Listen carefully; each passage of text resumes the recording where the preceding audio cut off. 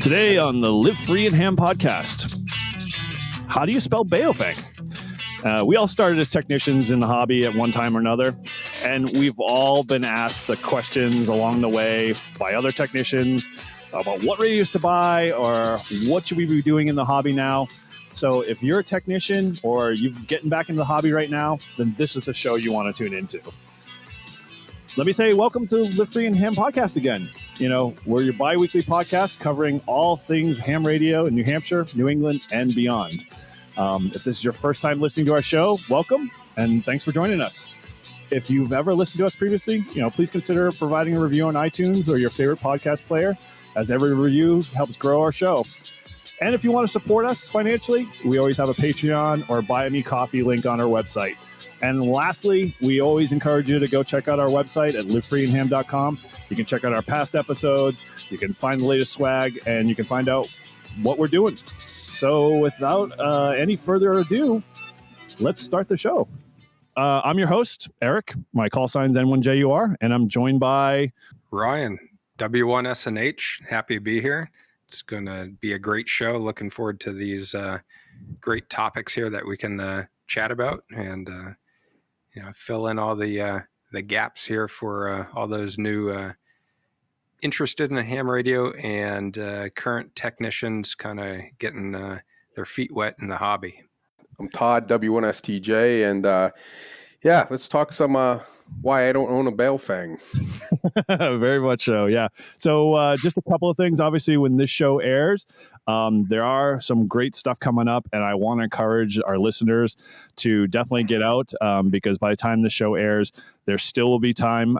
Field Day is coming. This is our annual pilgrimage as radio amateurs. We go out there, we have fun, we play radio, we set up antennas, we eat a lot of food, drink a lot of drinks, and just sit by fires and talk about our radio experiences. So if you've never done a field day, all of us, including myself, say get out there, find a club, find a group of guys, gals that are interested in doing it, and just get out and play radio. I mean, you'll have great memories, and you'll enjoy something that will last forever in your memory. I was very young in the hobby, and I still have great memories around my first couple of field days that I did. And then the last thing, I guess, I'll touch upon this, but I don't know where it's going to air and how much we're going to talk about it. But if you're in the New England area and you haven't already heard about our POTA meetup, we're going to have a POTA meetup in May timeframe. So, if you're looking, or at this point when this airs, you'll probably hear all of our interesting stories and the great experiences that we get out of that. There'll definitely be more of those coming along. So we'd love to have you guys come down, meet us, hang out, and play POTA. So. Without further ado, so let's talk about the technician stuff. I mean, this is one of those things that all of us in the hobby, that's the first phase we go through. This is the intro license. It's no longer requiring code. So those that may have gone and take the test in the past, you had to go through 5 words per minute. That's long gone. We're now in the 21st century, and we just do things for a basic entry level test. And so now you get your technician. What do you do? It's an interesting question because as I've been aging, I've had many different hobbies over the years, wide range of hobbies. And, there's never one car that does everything. There's never one sailboat that does everything, one bicycle that does everything. You get, if you get into a hobby and it's a very niche area, and the more you learn about that specific topic, it gets very customized and very unique and very highly brand dependent. And, so along with the specific scope of the hobby, you have the community around it, and you learn through the fellow enthusiasts, whether it's on an online platform with a group forum or meeting with a local club and sharing information. But the more you learn about it, the more you kind of zero in on, the likes and dislikes or the interests of that specific hobby. Okay. So just from your personal experience, where did you go? Like, so obviously, using your experiences with, riding mountain bikes and all the other things that you kind of did hobby wise from a ham radio perspective, when you got that technician ticket, what was your, like, were you going online first? Where did you go with it? So with the I was interested with the whole technical side and the techie side of being a ham. So I'm like, all right, with this technician, where license, where can I take it, and how do I kind of take a step back and survey the landscape and say and better understand, all right, what's available to me and what kind of direction do I want to take it? Because I heard the question posed to me many different times from more experienced hams. They'd ask me, well, where do you want to focus? What bands do you want to operate on? And Right. I'd take a step back and say to myself, well, I don't know. I don't know what I'm interested in yet. Mm-hmm. So I actually spent the first probably, and even during while I was testing, 6 months, 9 months, watching a whole bunch of YouTube videos and reading a whole bunch of forum posts and just kind of reading what other people are doing. And the more I kind of got educated on the landscape of the hobby, I was better educated on, some segments didn't, perk my curiosity as much as others. Yep. But then, I quickly realized that, there's also a big financial investment with it. So, with the kids, they're always running around the yard and figuring out, they're always playing with, we have these, was it a FRMS? Oh, yeah, FRS stuff. Yeah. And one of the YouTube channels I came across, it had mentioned the Beofengs. You can program those channel selections into it. I'm like, perfect. Granted, they have a 2-watt limit and the Beofeng's doing 5 watts, but I could program in those frequencies to the kids' handhelds and talk back and forth to them. And it was just more of a fun family, interaction there. Right. So right. then that was one step that then branched off into, okay, the little rubber ducky antenna is not cutting it. So, all right, so I start researching other, better whip antennas for the HT. And then that goes into, all right, so I have now 2 Beofengs, and what else can these handhelds do? Ooh, digital modes. All right, so then I start figuring out, all right, what type of modem hats can I put on top of a Raspberry Pi to get digital modes to do, branching off on all these subjects. It quickly started spreading out pretty quickly. So it's sort of like you're like a gamer. You're an online gamer, so you can't just be happy with the standard suit of armor. You've got to go and level up, along the way, and kind of. Yes. However, I always had the question of, or not the question, but the motto of, I don't want to be bouncing around and not learn the basics well. Okay, So, good point. How do I learn the basics well? Where do I grab information from? Well, you got the manufacturer's manuals, important to read. They most of them pack in a lot of good information. YouTube tutorials, talking to fellow club members and fellow hams. Gathering all this information in and asking questions and figuring out, all right, I'm a newbie here. How do I start? Where do I grab information from and learn the basics? Right. My schooling background, I'm not an engineer, so I'm not approaching it from an engineer standpoint. I can't, or I'm not thinking like, some of our other fellow ham club members who are very sharp and they approach it from an engineer standpoint. But I want to learn the basics to the point where, building up that base knowledge so that as I get more interest in other parts of the hobby, I can approach it with a educated intelligent point of view.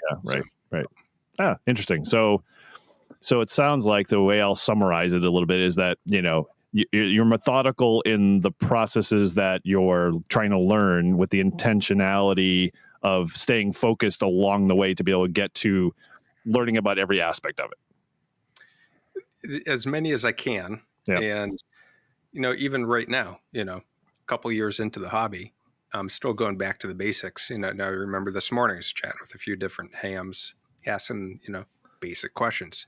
Hey, I don't understand this. How does this work? How does that apply to this concept?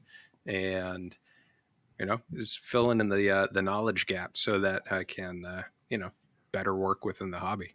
Oh, cool. Okay, awesome. All right, so that I can see strategy wise, and definitely clear, concise. Makes sense, and it's very much. I don't mean to be controlled in the nature. It's not like you're just going to go out and buy like 15 HTs and Right. in every Yes. box like it's Christmas and just assume that all of it's going to work when you turn it on. So yeah, that approach is very different to me. I don't know how. So let's dive in. Todd, you take your kind of role. So I know you obviously don't have a Beofeng anywhere near you. Although I know I gave your son 4 Beofeng FRS radios, so you do have them in your home. I don't know where they are or what they're doing, but yeah, do tell us. So you didn't go the Beofeng route. Where'd you go, and what led to where you were once you started as a technician? Yeah, so I got my technician. You guys know, and I'll let everyone else know. I started because my other hobby, the RC flying, I actually took the technician's test because to fly first person view, which is where you put the goggles on and you can see out the aircraft, it runs on a technician license. Now, no one in my radio club, no one that I know who flies FPV has a technician's license. So I was like, saw the app for ham radio prep. It was $5, general technician. It was COVID. What the hell? It's $5. Studied, took the test. And as I was studying, I had a little handheld scanner and I would listen to our club net. And I said, all right, I'm going to get on this when I get my technician license. So I was getting close to taking the test and I went to HRO and I looked up some stuff on YouTube and I found my nice little deal for a Yaesu FT70D. Did digital. At the time, I didn't know that there was different digitals. I just knew, hey, analog and digital has got to be better than just analog. Right. Yep. So I picked it up. It was $150. I'm like, this is a good deal. So picked it up, came with a little antenna, and got my technician license. And I tried to get on the net and got yelled at. What? Oh yeah, John. He yelled at me Nameless. because he couldn't hear me, and I was breaking it up, and I was so excited to get on. I'm like, "What do you mean you can't hear me? I'm here." So I was like, "All right, I got to figure out what to do." So like Ryan, like what you did, I went online and I started looking up some things, and then I said, "Okay, well, I had a mag mount for my scanner that I used to sit at the airport with and stick on my car and listen to the air traffic controllers."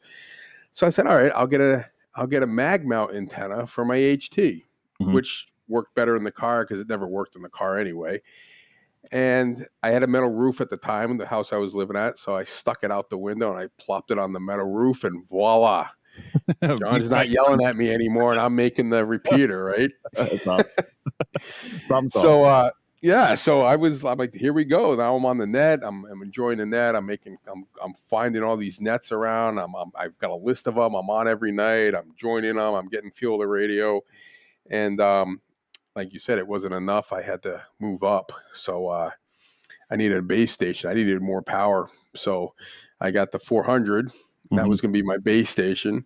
And I was all excited about that. And I got a diamond antenna. And now I'm booming into the net, or the repeater, no problem. I'm getting other repeaters down in Massachusetts. I get in the Paxton repeater, the Mount Greylock repeater. I was in heaven.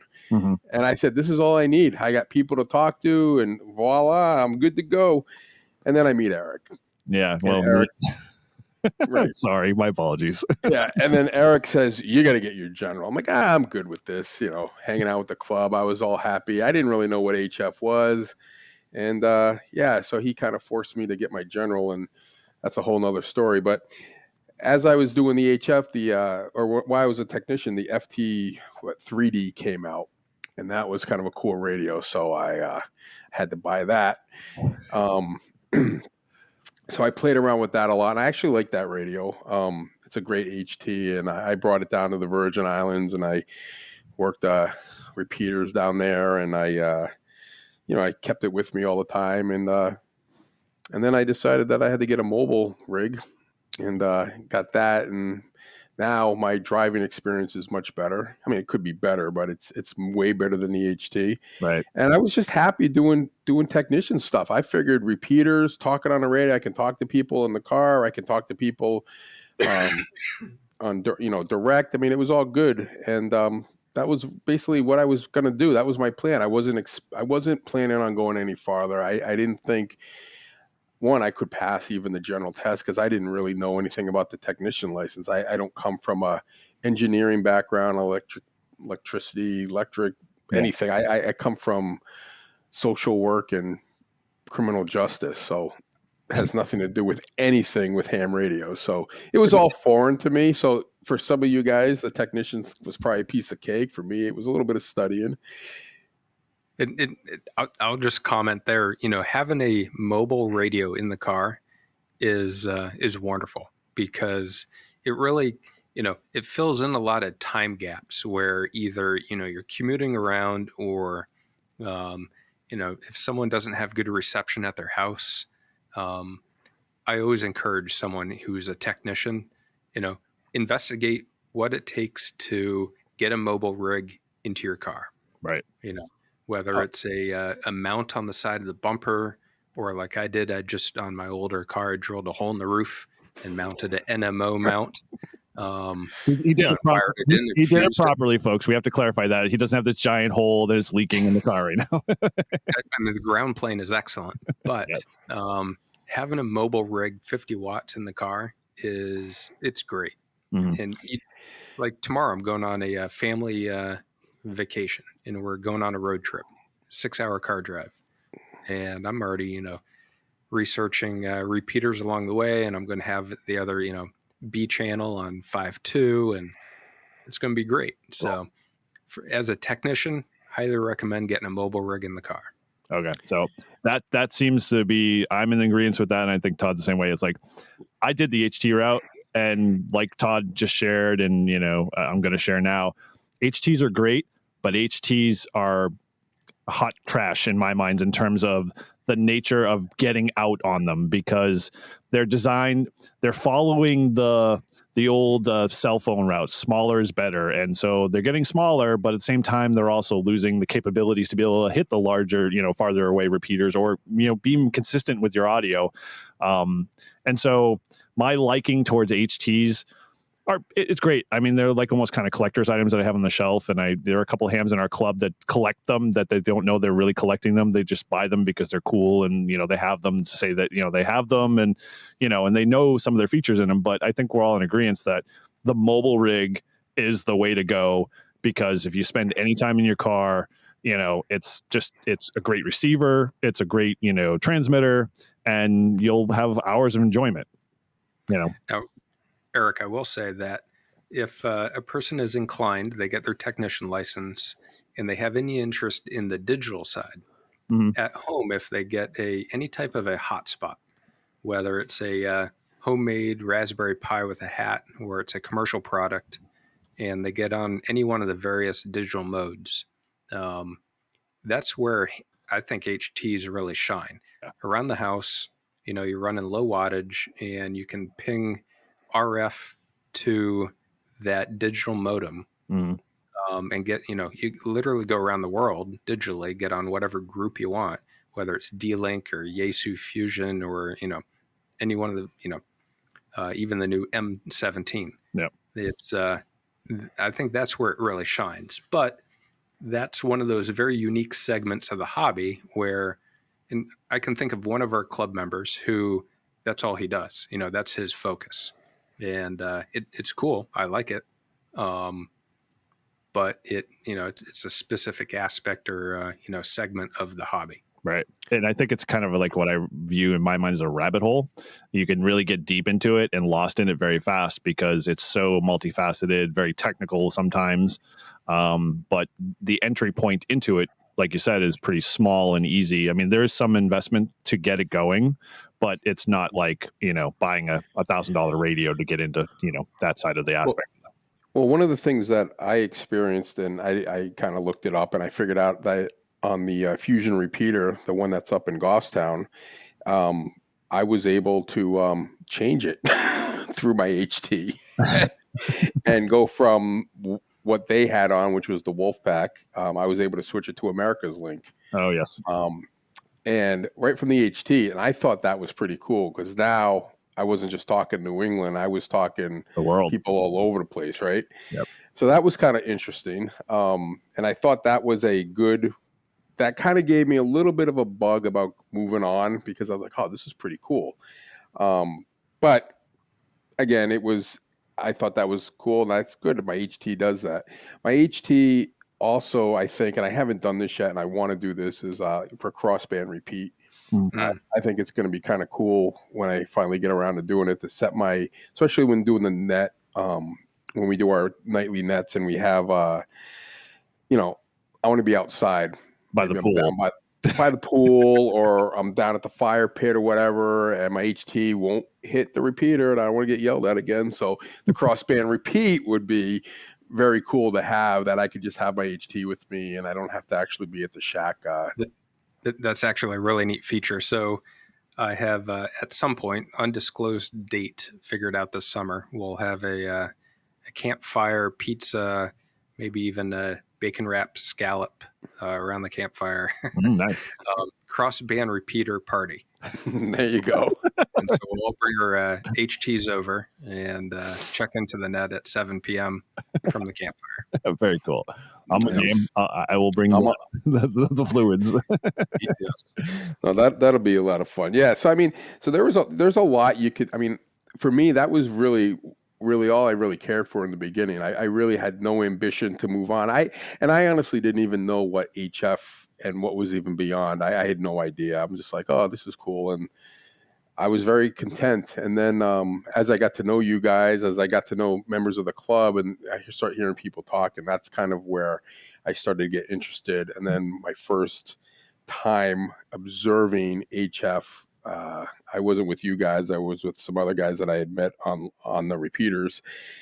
That a guy pulled up a wire and was then talking to Italy within like 5 minutes. And I was like, whoa, that's pretty awesome. And I think that is where technicians, once they get that and they see, wow, look at how much more you can do, then that motivated me to say, hey, I got to get this general thing so I can play with those guys. Yeah. So, which is interesting, with the testing to go from, or even into technician from ground zero, or going technician to general. This is definitely I don't know if it's a hot button subject, but the knowledge that's being tested for the exam versus what is practical and required, kind of just good knowledge to operate in the field. mm-hmm. Where do you learn that information, and what's important, what's you really need to pay attention to, and what's kind of nice to know but not super critical. Right. And that comes through, I think, exposure to other hams, asking questions and talking to people, which leads me down that trail of, as a technician, how can you get involved? Well, I think it comes down to your local club, getting involved and meeting the other hams in your area where you can get that mentor support. Yeah. And so funny, that's actually a good segue. I think it sounds like the evolution, to say, we'll kind of back the train up a little bit, kind of frame this a little bit. So someone who's listening, as you're starting as a technician, we're basically encouraging, go out and get your first HT, whatever you can afford. It's not going to be as the best quality you can, but in essence, it's going to give you the little bit of the experience of dealing with a radio. The next step in line is, sounds like, get on a repeater, find a repeater, talk to, look up how to program your radio. There's plenty of resources out there in YouTube land and everywhere to how to program that device, and try getting on a repeater. Now, like Todd's experience, I mean, obviously he got, basically, I wouldn't say yelled at, but in essence, scolded sternly to, fix your audio, which, from a technician standpoint, I remember my very first time that I did that.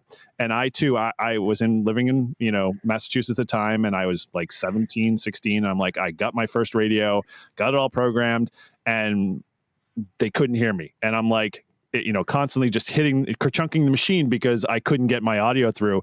And I was getting adults getting mad at me going, stop chunking the machine. It's, illegal. You need to be identifying. And I couldn't transmit. And I had to almost like embarrassingly at the next club meeting that I went to, when I went there, I'm like, I'm the one that was chunking the machine. I'm having a problem with our radio. Now, they were great in terms of helping me get that working.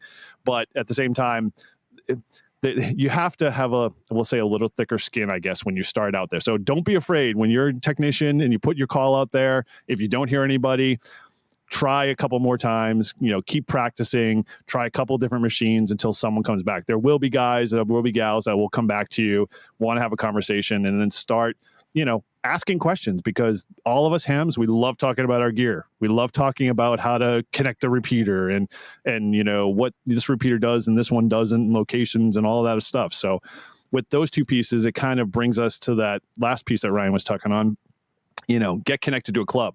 Now, that's kind of my one thing that I think that is important, but a good club is always going to be it has to be a good fit for the person, because you just don't want to go into a club that's, not as, we'll say, active in, the hobby, or, is very much more social than it is, we'll say, in the ham radio hobby. So when you guys started into our club or just being introduced, did you guys do any like club hunting or, honeymooning between other clubs to kind of find a fit or find people that you could connect with, or what was your experiences?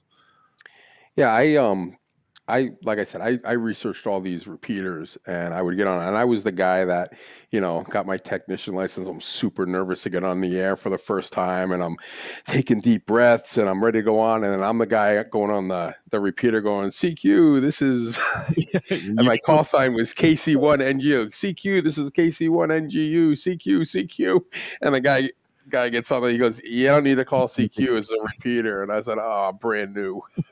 Yep. I go, but the test said to call CQ. Mm-hmm. Yeah. So, but everyone on the air is really great. I mean, you get the congratulations, you get the, hey, welcome, here's our club. A lot of clubs will offer you free membership, like the ours does. One out. Yeah, and ours does. And then there's one out on Saddleback Mountain. That club, as a technician, your first year, you get a free membership, and they have a repeater. So they didn't have a net at the time. They do now, but at the time they didn't. But I would always get on there and hear people talking and chime in and get to know some of those guys. So I've met a lot of people that I don't have any idea what they look like, but I know their call sign. I know a lot about them because I've talked to them on the repeaters, and I think that's what's kind of cool. Like Eric, you and I were at Nearfest, and we got to meet Brian, and I had never met him. I've been talking to him for 3 years, all on and off, all kinds of stuff. I hear him. I had a question I ask him. I never met the guy in person. I tried to meet him a couple years ago at Nearfest. I couldn't find him. And then this year, so I just went up to him, and I knew who he was, and I introduced myself, introduced you to him. And so, I mean, that's kind of like, I've never had a ham be like making fun of you, telling you like you don't know what you're doing. It's always been positive. It's never been a negative experience. And I think the biggest thing is just getting out there and throwing your call sign out there and start talking to people. Even if you don't know I mean, I'll go on, like I'll be traveling like down south, and I'll just I have a couple repeaters like going down into Mass, and I'll just reach out to them, and someone normally picks up and just start having a conversation. And it's good to do that. Yeah, absolutely. And the hobby's about people. So who knows? You may be near a club and you go to one or two of their meetings or their social events, and you don't click. That's fine. You search around, and you're going to find another club that you do click with, and just keep plugging away at it.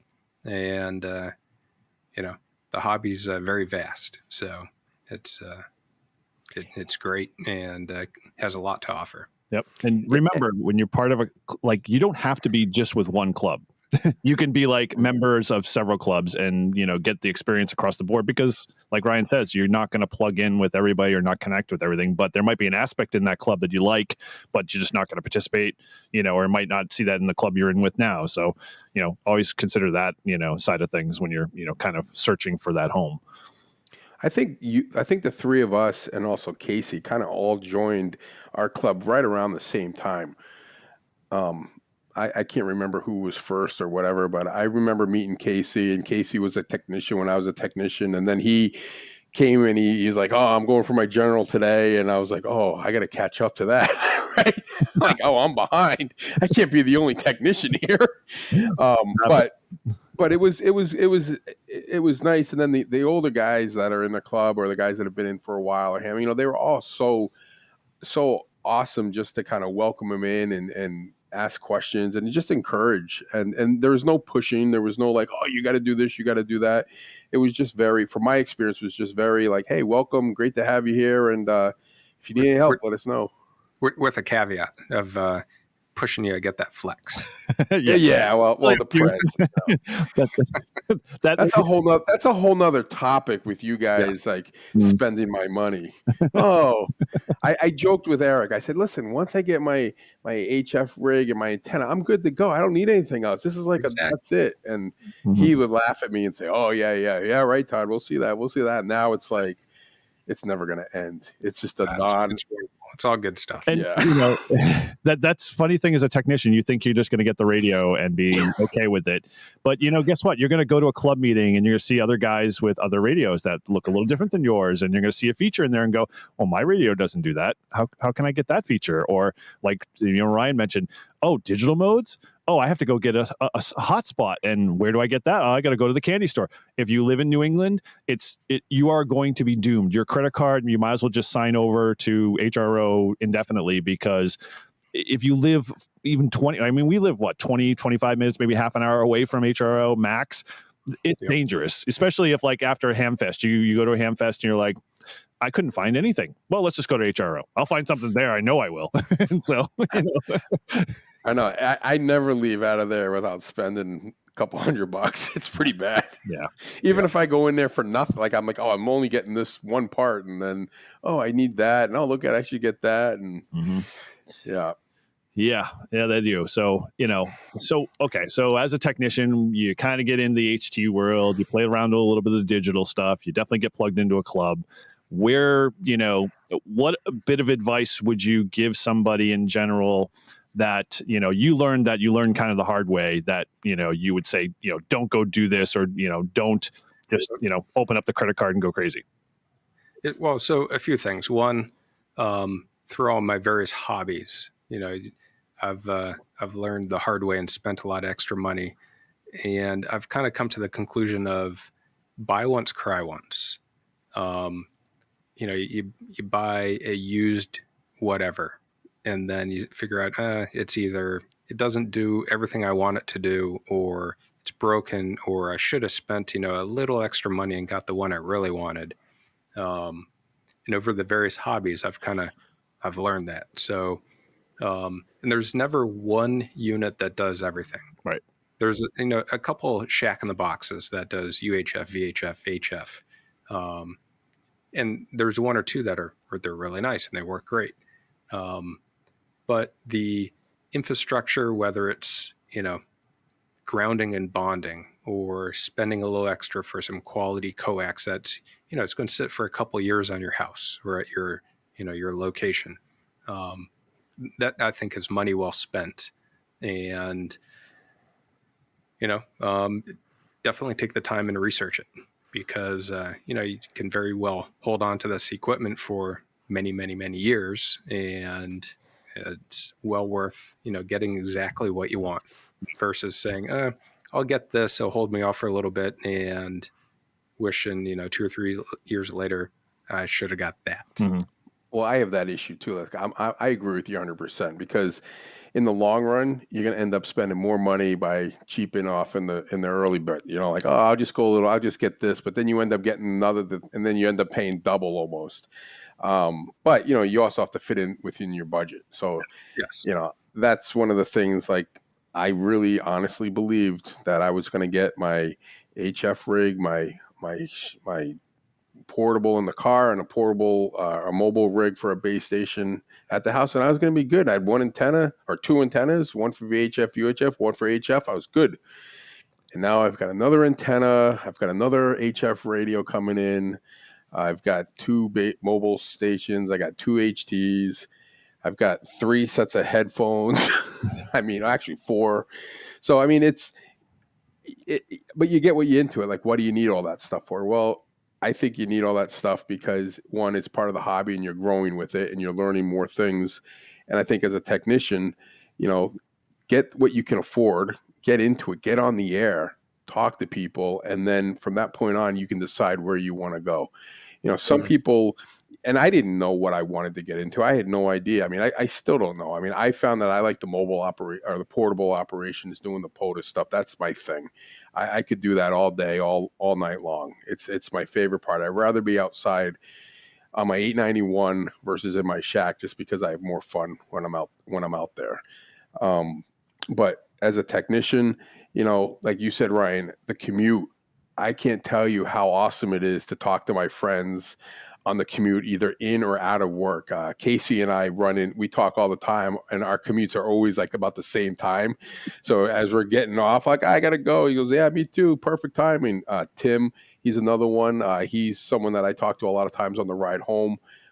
He picks me up or I call out. Russell, he's one of our members that he's also RC flyer. So normally him and I just talk about RC stuff on the radio, but it's kind of cool to be able to talk to people during your commute or while you're driving. And like I said, it makes the commute go quicker. Yeah. And my biggest thing is I don't give enough breaks and people can't chime in. I think that's all our problems. Once we get in a conversation, we forget that someone might be trying to talk, join us. Yeah, we'll say Orion, but we don't allow him to, 2 seconds to jump in. Real good at speed talking there. Yeah, I start getting text messages or Discord starts going off. Hey, I'm trying to get in here.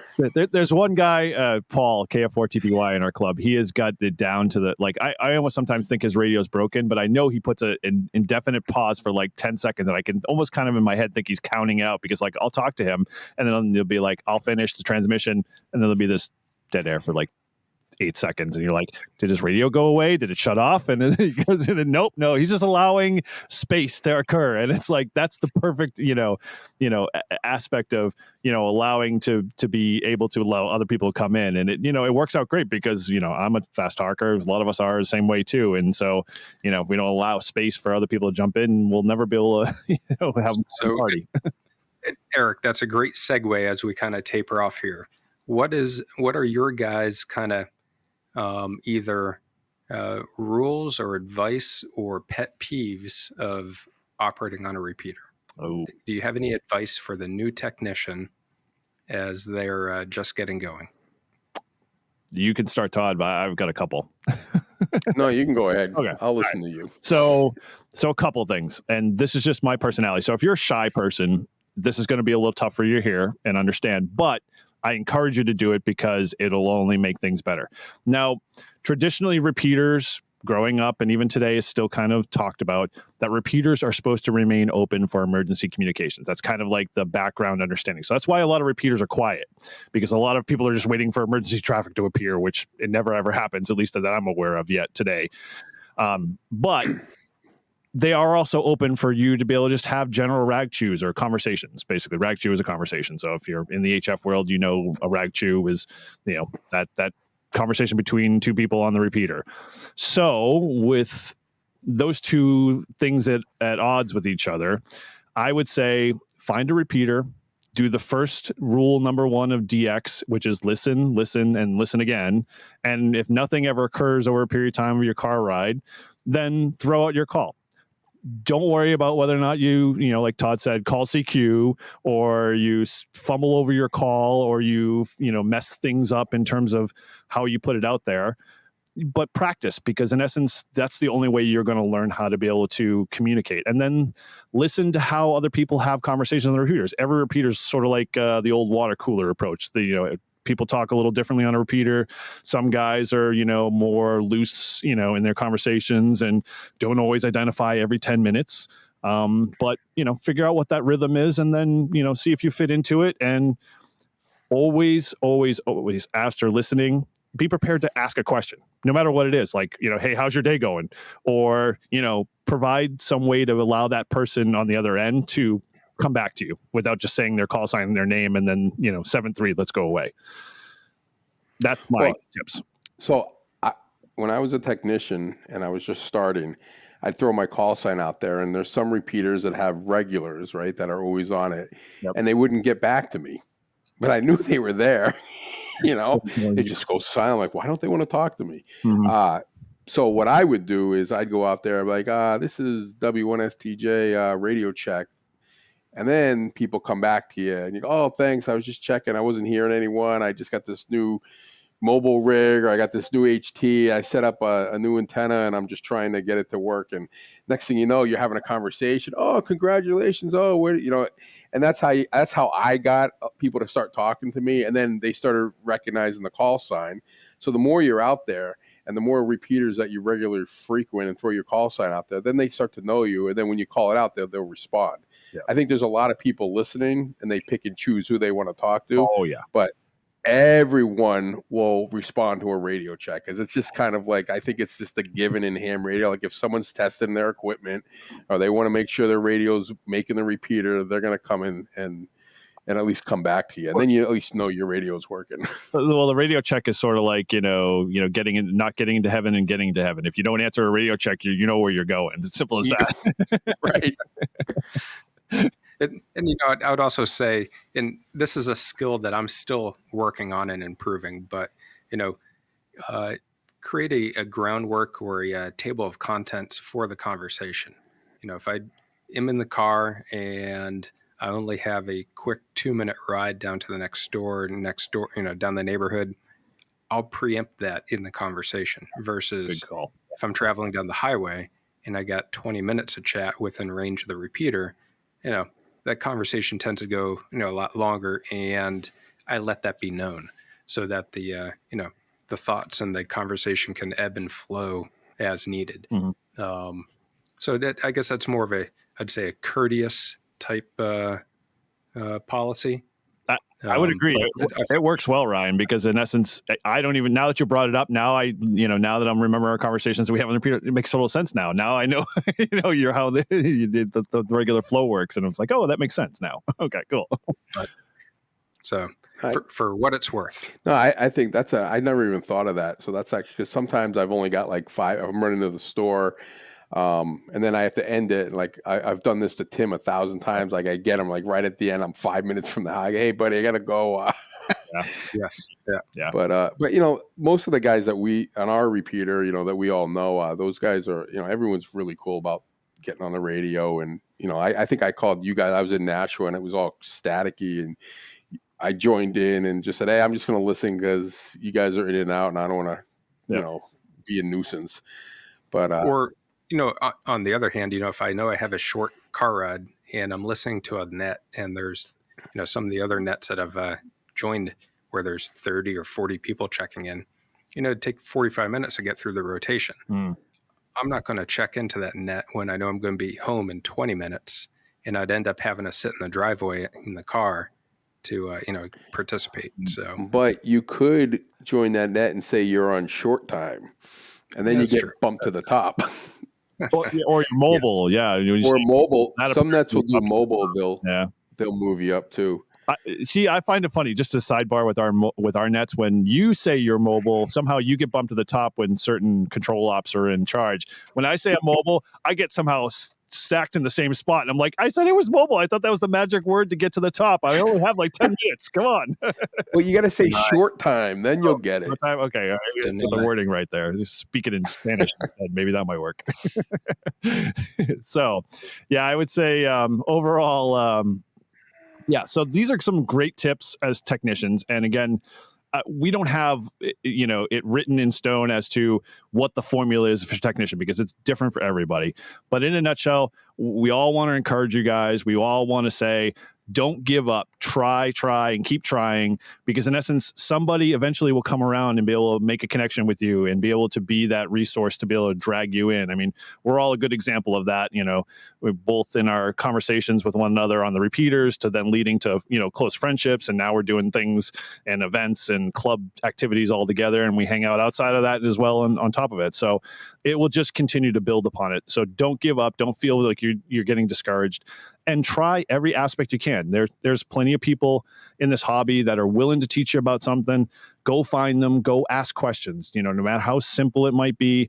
I don't feel like you coming across as, you should know the answers, because a lot of us started, never knowing anything outside of, just getting our ticket. And so I would say, keep the course, keep working on it. But at the same time, reach out to us. We'd love to be able to hear from you guys. We want to know, that you guys are hearing us. What are your technician experiences? Are there things that, we didn't touch upon or we missed that, we should definitely, have a revisit in the show. We definitely have a couple people we want to line up that are perfect examples of technicians that we could talk to that, have done every aspect of a technician's, license that they can do before they move to general. And they've done it with such flair and such, panache that it was just like, why couldn't I have done that? That's a perfect, example. So we're going to bring people like that on to, kind of encourage you as well as if you're technicians. But just to kind of wrap things up here, like I said, thank you again for being part of our, ham and potato. Geez, I did this again, man. I'm going to have to modify our script again. Live Free or Ham podcast. We'll eventually figure this one out. But we'd love to hear from you guys. So, as always, you can reach out to any one of our hosts. I'm can be found at n1jur.com or n1jur.nh at Gmail. Ryan, you can... Yeah, I can be found at Ryan at w1snh.com. Okay. And Todd? I can be found at w1stj.com or w1stj.nh at gmail.com. And if you ever want to reach out to the pod, you could always go to our website and fill out the comment form or email us at livefreeorham@gmail.com. And from all of us at Live Free and Ham, 7-3. 7-3.